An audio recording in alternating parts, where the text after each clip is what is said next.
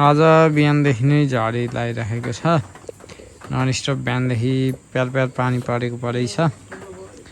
अब हामी चाहिँ घाँस काट्नलाई जानु भनेर लागेका छौँ। बिहानदेखि आज घाँसै काटेको छैन भैँसीहरूलाई। यति छोरामा घाँस सकिसक्यो हालेर।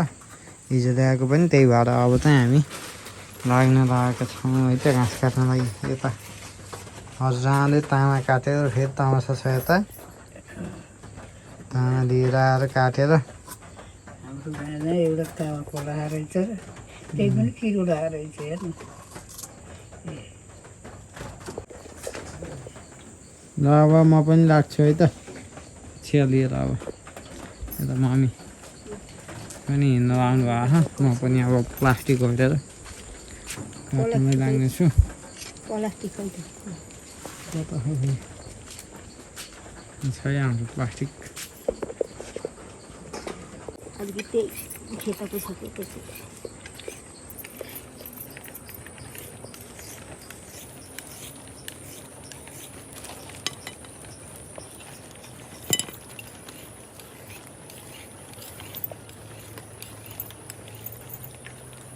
हामी चाहिँ अहिले कक्षीय घाँस काट्नको लागि उदाउँदैछौँ। अब हामी लाग्नेछौँ है त।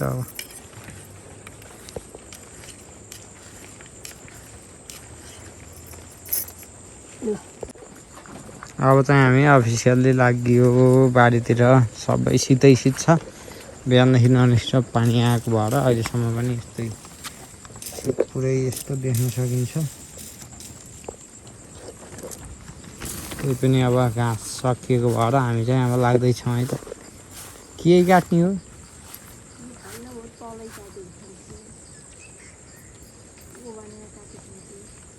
न त जान्छ उतै अलि उतै।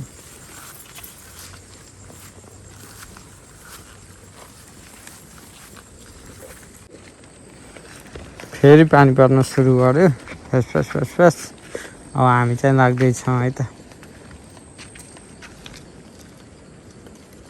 यहाँ अगाडि पनि एकदम कायदा फुलेको रहेछ।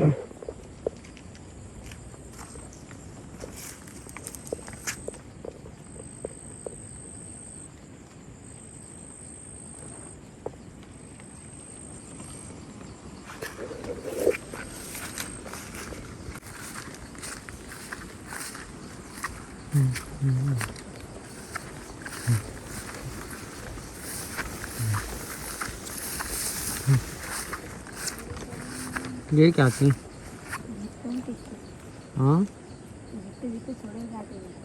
त्यो भित्र छोड्यो त कति हुन्छ। उतै हिँड्नु हो उता छ कि भयो पन्जा ल्याइन। अब काँडा भयो भने मिलाइकरी काटौँ न। यहाँ त यो नयाँ घाँस पल्लो पल्लो आफै काटिदिने हो कि यो रोपेको घाँस नै काटिदिने फलाउने हो कि।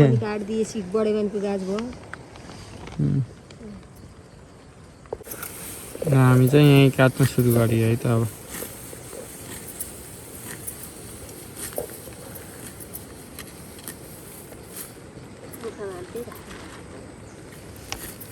अब प्याल पानी परिराखेकै छ। पुरै पचत्तै छ घाँस पनि।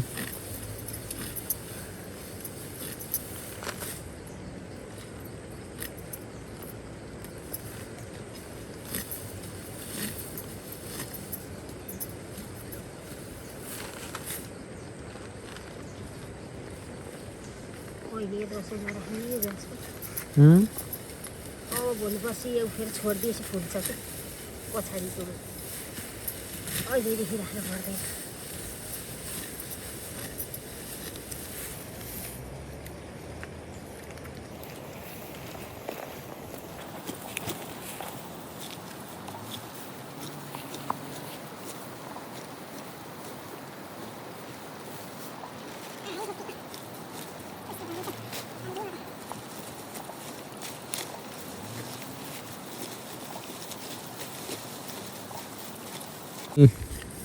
ल म पनि काट्छु है त। पानी पर्न थाल्यो। अब म पनि काटेर छिटो छिटो गरेर हामी चाहिँ गइन्छ है त।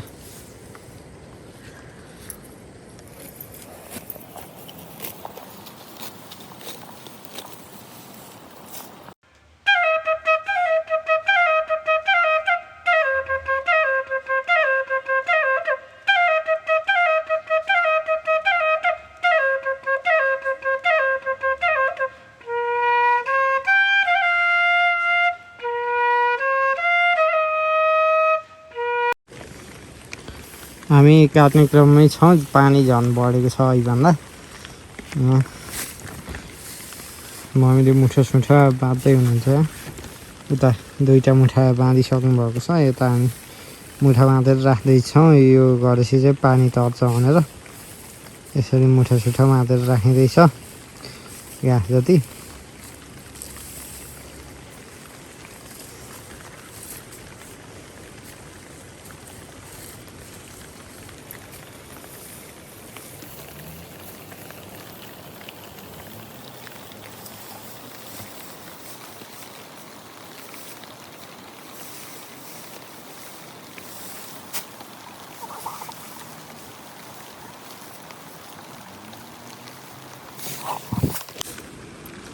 हामी काट्ने क्रममै छौँ, यता बाडा काट्दै आएका हौँ। यता मुठा मुठा बनाएर यस्तरी राखिएको छ हामीले सबै। घाँस जति चिसो भयो भनेर यस्तो मुठा बनाएर छडाएपछि चाहिँ छिटो उमाउने भएर हामीले यस्तो मुठा बनाएर राखेका छौँ। अब हामी फेरि काट्दैछौँ है त। अब एक दुईवटा मुठा काटेर अनि हामी चाहिँ लाग्नेछौँ। मम्मीले काट्दै हुनुहुन्छ यता।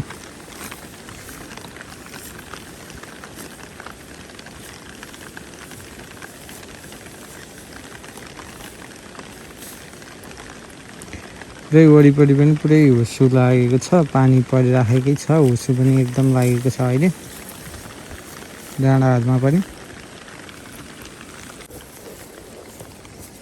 फाइनली हामीले काटेर सक्यौँ। मम्मीले मुठा सुठा बाँध्दै हुनुहुन्छ। अब त हामी मुठा लिएर घरतिर लाग्नेछौँ। यहाँ मुठै मुठा छन्।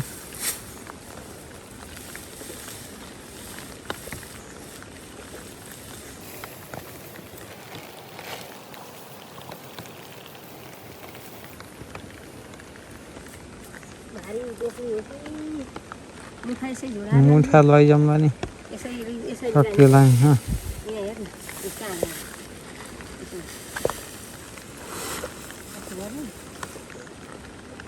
कतिवटा जान्छ त अनि सकिन्छ त।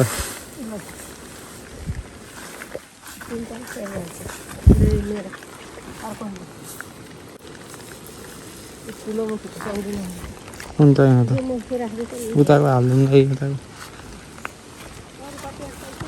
उताको ल्याम्पको तिनवटा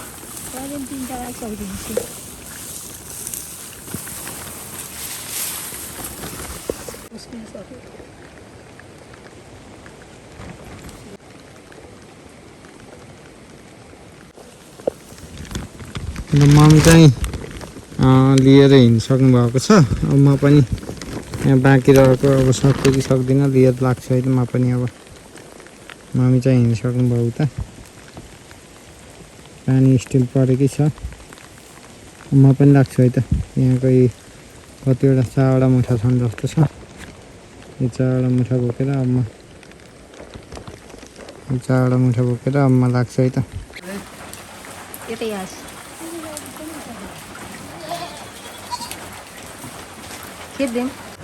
फाइनली हामी घर आइपुग्यो।